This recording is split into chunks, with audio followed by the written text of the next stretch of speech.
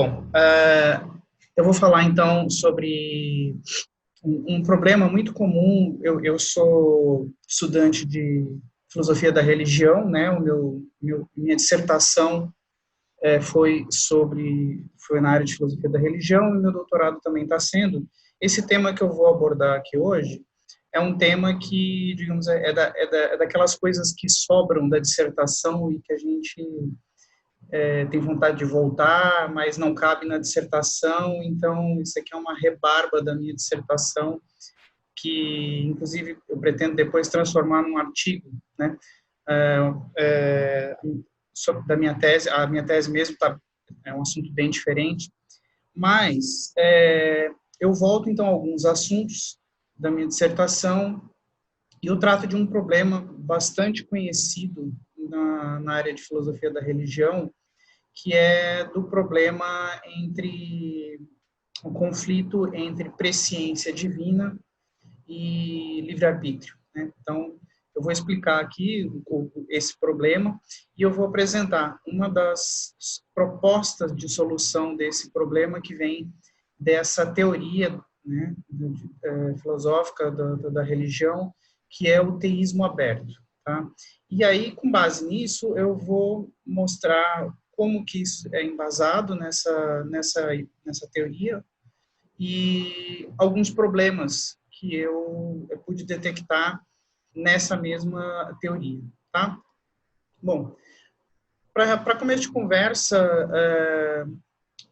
eu sei que, me parece, né, que pelo menos, apesar de, hoje em dia, a filosofia da religião ela ser majoritariamente analítica, né, então, a grande maioria das coisas que são produzidas hoje em dia em filosofia da religião, elas são dessa área.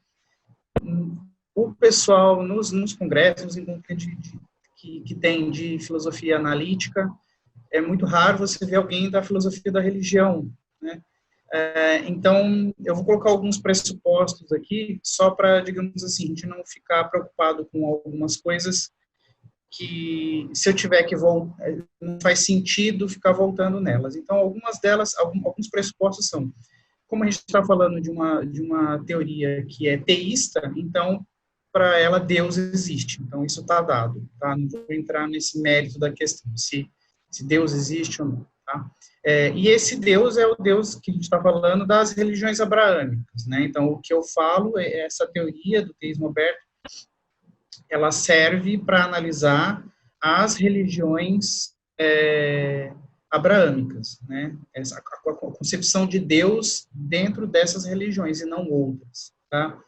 E para o teísmo aberto também, ele vai defender um incompatibilismo, ou seja, ele vai dizer que se há determinismo, não existe livre-arbítrio, ponto. Há quem concorde, discorde disso, mas, como eu falei, para o teísmo aberto é importante a gente ter que isso aqui está dado, não vamos discutir isso, tá? Em seguida, eu apresento o problema, como eu havia dito, que é aquele que eu falei, né? Então, como Deus possui onisciência, né? E por extensão, ele possui presciência, que é a capacidade de conhecer se a coisa tiver uma realidade palpável. As coisas no futuro, como elas não aconteceram ainda, elas ainda não têm essa categoria, elas não têm um valor de verdade. Não posso dizer que eu sei alguma coisa futura. Mas o que limitaria Deus, então, nesse tipo de conhecimento sobre o tempo futuro, né? Aí a gente tem que tentar pensar como Deus está colocado no tempo, como ele se relaciona, melhor dizendo, no tempo, de acordo com o que afirmam os teístas abertos, tá? Primeiro, para a gente falar sobre Deus e o tempo, a gente tem que tentar responder duas perguntas. Primeiro, se ele está no tempo, e aqui estar é no sentido de se fazer presente em, né, não é necessariamente estar contido no tempo, mas se fazer presente no tempo, tá? E a segunda pergunta é se ele vivencia o tempo, tá? E aqui a escolha dessa palavra também é importante, porque assim, quando eu falo em vivenciar e não meramente em experienciar ou experimentar, é porque assume-se também, por outro lado, que não basta, sinceramente, somente, desculpa, estando nele, que é aquela imagem do observador da história. Deus seria um observador da história, né? Há uma teoria, por exemplo, de teológica que diria que o presente é o momento do tempo em que para onde Deus está olhando, né? Isso é o que definiria. Ele pode não vivenciar o tempo estando presente no tempo, que é aquela figura do... Se alguém gosta de quadrinhos aqui, vai saber, vai conhecer a referência, que é mais ou menos como o Dr. Manhattan, do Watchmen, que é aquela pessoa que ela está no tempo, vive no tempo, mas o tempo não faz diferença para essa pessoa, né? Passado, presente, futuro, é tudo a mesma coisa, então não dá para dizer que a pessoa vive o tempo da mesma maneira. Ou ele pode não vivenciar o tempo e não estando nele, que são as teorias clássicas, né? As teorias agostinianas, a teoria da patrística, dos neoplatônicos, que é aquele Deus fora do tempo e que para ele o tempo ele está todo construído, não há nada o que mudar nele, é tudo uma coisa só e é como ele perceberia isso, tá? Com base nessas respostas, a gente vai chegar a uma definição do que é ser temporal ou atemporal. Temporal seria o caso de Deus, seria somente, então somente quando Deus está no tempo, está presente no tempo e o vivencia. Qualquer outra combinação diferente disso, a gente pode considerar o Deus como atemporal, ou seja, ele não vivencia, ele não está no tempo. Tá? O teísmo aberto ele vai rejeitar essa atemporalidade usando assim, principalmente dois argumentos que, na verdade, meio que se misturam. Né? Primeiro, ele vai fazer uma crítica ao neoplatonismo. Isso aqui é mais uma questão de como as crenças dos teístas são construídas. E a crítica ao neoplatonismo, na verdade, é uma crítica a uma concepção de Deus que não é a dos cristãos. Por isso que eu falei que é importante dizer que a gente está falando do Deus abraâmico, né? O neoplatonismo ele tem uma origem pagã, né? Então, digamos, eles vão criticar bastante isso, dizendo que essa influência neoplatônica na explicação de Deus, principalmente na Idade Média, ela gera mais confusão do que qualquer outra coisa. E outra coisa que é importante para os teístas abertos é que eles vão dizer que esse Deus ele seria muito impessoal, porque é aquele Deus distante, é Deus que vê o mundo muito de longe, não interage e tal. E o atributo da pessoalidade, ou seja, Deus ser um ser com alguma pessoalidade, é um outro atributo importante para os teístas abertos. Tá? Eles vão dizer que Deus é temporal com base em várias coisas, mas entre elas, que é a que nos interessa aqui, na agência de Deus. Então, eles acreditam que Deus age no tempo, ou interage com a criação, e se uma coisa age, qualquer coisa que age, a gente vai ter essas duas definições aqui. A ação ela seria a capacidade de alterar estados de coisas ou ideias. Tá? E por alteração, a gente pode ter também essa noção de que alterar uma coisa é passar essa coisa de um estado de existência X num tempo 1 para um estado de existência Y em um tempo 2. Tá? Essa capacidade, ou seja, agir já implica agir no tempo. Né? Não tem como a gente agir fora do tempo seria meio que um contrassenso. E eles vão defender isso. Tá? Eu faço até aqui uma citação. Então, assim, isso para explicar como Deus está no tempo. Mas ele vivencia o tempo. Aí o Pinnock ele vai dizer o seguinte: Deus não é temporal como as criaturas são. Não obstante, possa entrar no tempo e relacionar-se com o contínuo e com a história. Quando eu digo que Deus está no tempo, nós sugerimos que esteja contido nele. Mesmo na experiência humana, nós transcendemos parcialmente o tempo por meio das nossas memórias, imaginação e razão.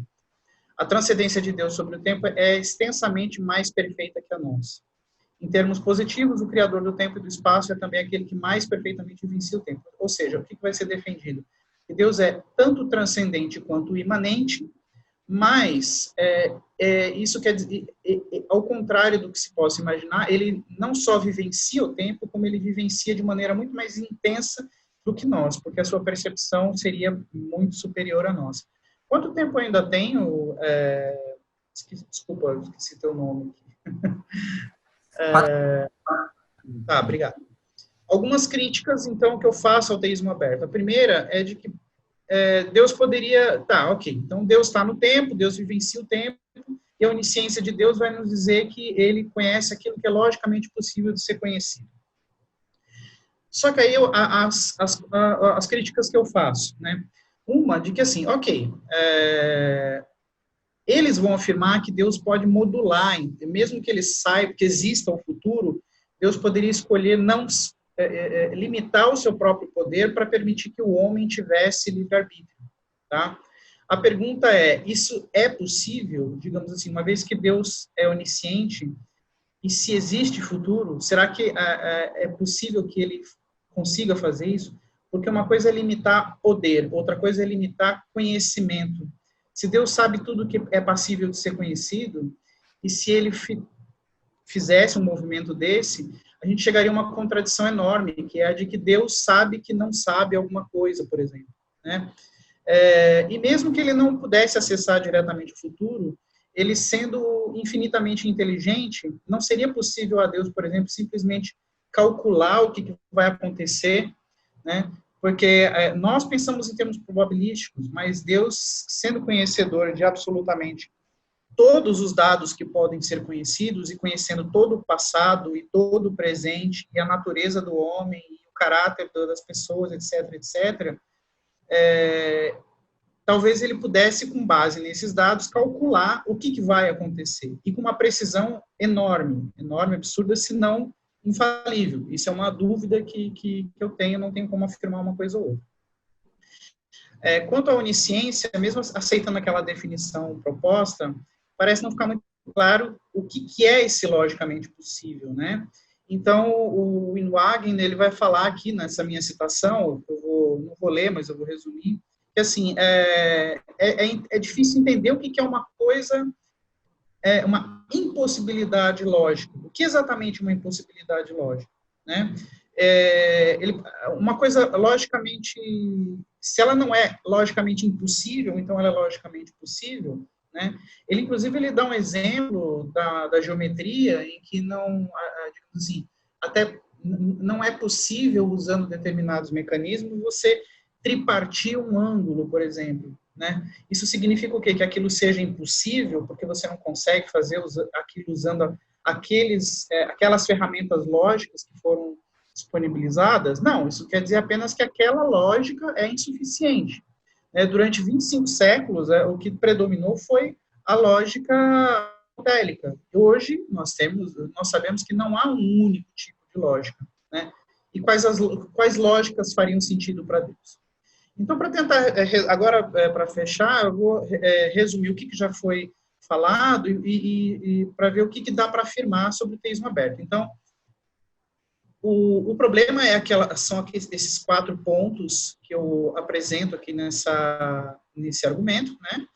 E já aqui embutida a sugestão, claro, aqui eu simplifiquei, né? Eu chamei tudo de a presciência divina, sem explicar exatamente o que está contido nisso, tá? E aí o que acontece? Só que, afirmando o que o teísmo aberto afirma, a gente vai chegar à conclusão de que não existe presciência divina. Ok. Em termos, é mais ou menos isso que eles defendem mesmo. Só que, se eu afirmar isso, eu vou acabar chegando a uma conclusão, não tão desejada assim, de que não existe onisciência.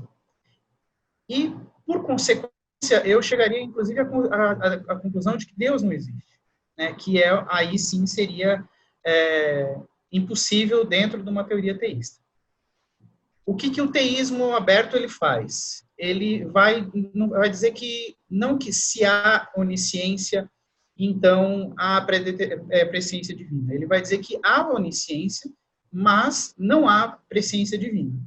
Fazendo essa pequena correção, eles conseguem tirar algumas coisas indesejadas, algumas consequências indesejadas dessa linha de raciocínio. Eles conseguem, inclusive, afirmar que existe onisciência. Esses textos que estão em verde são as coisas que são defendidas pelo que é problemático, mas não é tão problemático assim, tá? Só que, usando os argumentos do teísmo aberto, eu vou chegar a uma outra conclusão também complicada, que é a seguinte: dentro do que foi argumentado, não estava incluído esse ponto 11 aqui, que é um ponto que é defendido também, ou seja, se existe presciência divina, então existe futuro. Só pode haver presciência se existe futuro, tá? Fazendo uma contraposição dessa afirmação, eu vou chegar à conclusão de que eu posso afirmar que, então, se não há presciência, então não há futuro. É claro, isso aqui parece simplista, mas seria o resultado de um grande exercício de analisar aquele conceito de onisciência que eu apresentei. Dentro de um cenário teísta, eu tenho como afirmar isso. Então, se existe um futuro, se existe algo a ser sabido, Deus sabe. Então, se existe um futuro, então há presciência divina.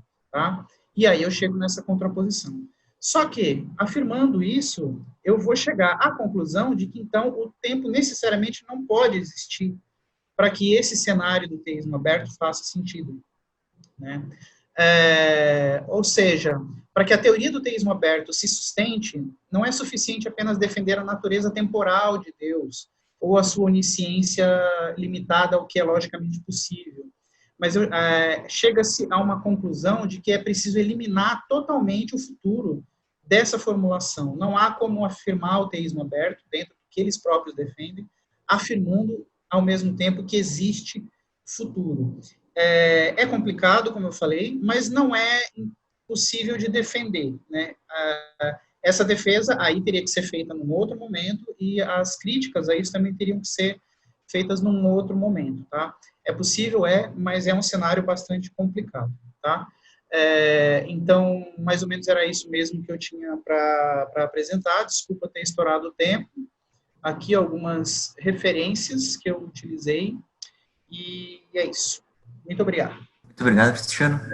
Então, primeira pergunta, o Daniel. Vou falar de uma questão de física, de uma questão de caos.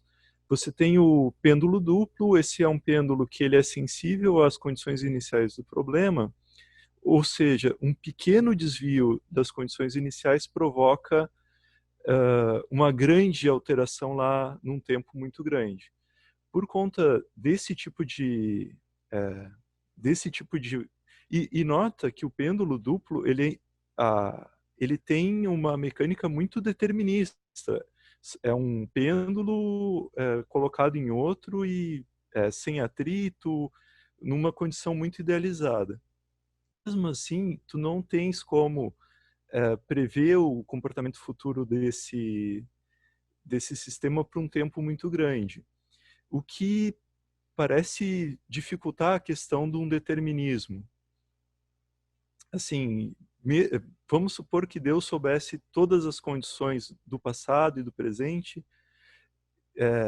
Se você for olhar para o livro do Gleick, Caos, o início de uma nova ciência, você vai ter que entender que não é tão simples assim para você poder, sabendo de todas essas coisas, conhecer o futuro.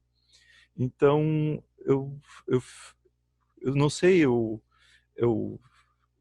pelo que você entende, se Deus soubesse de tudo isso, então o futuro seria previsível, ou você aceita que talvez não seja tão fácil essa previsão?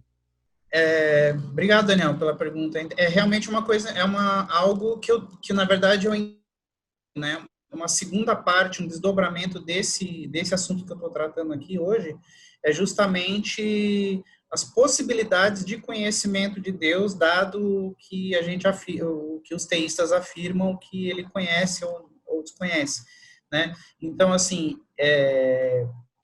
inclusive antes de ontem teve uma palestra muito interessante sobre o pessoal lá da PUC-RS, e o pessoal estava falando de inteligência artificial, os modelos.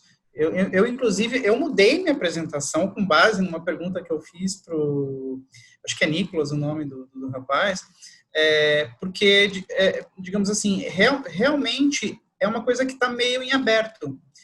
Eu acho que não dá para bater o martelo se é possível ou não, né? Por um lado, a gente tem essa, digamos assim, essa entropia que faz com que as coisas sejam tão imprevisíveis. Por outro lado, a gente tem o teísmo, né? Os teístas acreditam em um ser que conhece absolutamente tudo o que se possa conhecer. Então, há possibilidade também de, por exemplo, a gente não tem como prever certas coisas.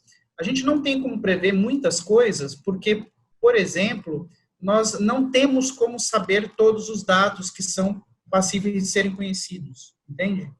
Agora, se a gente está falando de um ser que teria, teoricamente, a capacidade de saber, inclusive, o comportamento de cada átomo, de cada partícula, de cada onda, de tudo, entendeu? Será que seria, para esse ser, será que, pelo menos essas coisas físicas que é o que a gente está falando, seriam imprevisíveis, entende? Eu não cheguei a uma conclusão ainda, tá? O que como que eu trato aqui é livre-arbítrio, aí fica um pouco mais fácil de arriscar um palpite, porque assim, o que está sendo levado em consideração aqui é que o homem possui livre-arbítrio, né, que é o que eles defendem, e isso seria o logicamente impossível de Deus conhecer, porque seria, digamos assim, uma intrusão antiética de Deus, avaliar, digamos assim, tentar ou direcionar, ou, digamos assim, entrar na cabeça do homem para saber exatamente o que ele vai fazer.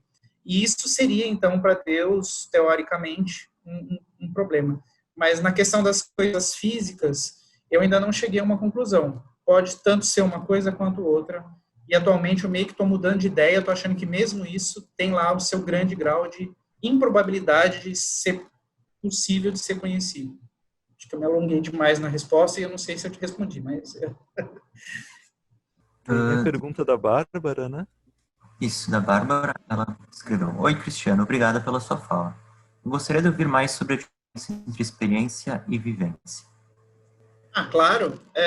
Então, como eu disse, é uma diferença sutil, né? Isso tem a ver com um atributo de pessoalidade defendido pelo teísmo aberto, né?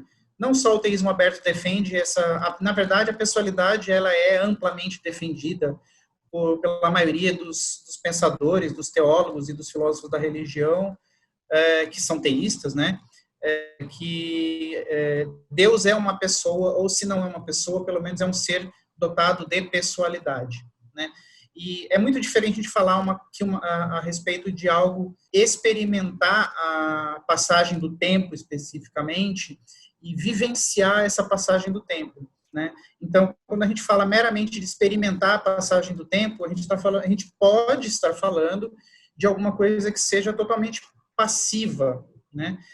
Ou seja, como o exemplo que eu dei, uma pedra, ela experimenta a passagem do tempo porque ela vai sedimentar, ela vai sofrer todos digamos assim, as intempéries sobre ela e tudo mais, mas ela mesmo, ela não há geração de sentido para a pedra a respeito do que acontece no ambiente ao redor dela ou internamente com ela mesma, né?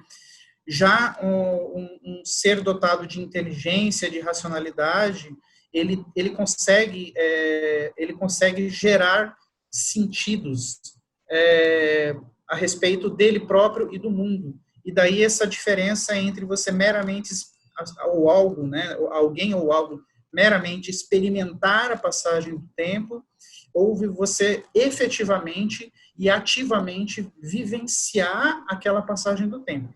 Isso é o que faz diferença para a gente, né? Tem até uma questão muito interessante em filosofia do tempo, que vai perguntar, por exemplo, assim, se não houvesse nenhuma mudança no mundo, nunca, para ninguém, em momento algum, existiria tempo? A gente poderia falar em tempo, né? Alguns vão afirmar que não. O tempo, ele é justamente e ele, inclusive, pode ser só uma ilusão, uma maneira do homem, das criaturas inteligentes, entenderem como ocorrem as mudanças na realidade. Mas pode ser, sim, que, por outro lado, se não há mudança alguma, não exista tempo, não faça sentido falar em tempo. Então, é mais ou menos essa a diferença que é importante, pelo menos para o teísmo aberto, mas sim para a maioria das hipóteses e teorias que assumem a pessoalidade como algo importante. Obrigada, Cristiano. Obrigado pela fala, Cristiano.